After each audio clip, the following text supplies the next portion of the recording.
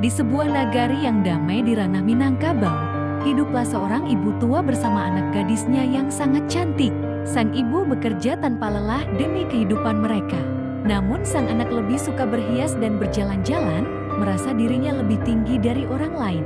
Suatu hari mereka berjalan menuju pasar nagari.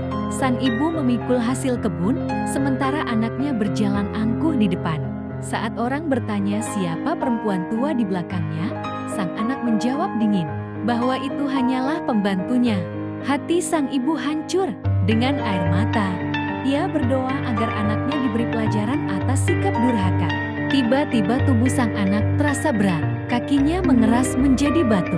Ia panik dan menjerit meminta ampun. "Ibu, maafkan aku," teriaknya. Namun semua telah terlambat, tubuhnya berubah menjadi batu yang terus menangis. Sejak saat itu, batu tersebut dikenal sebagai batu menangis. Pengingat agar kita selalu menghormati orang tua, karena kasih ibu tak tergantikan.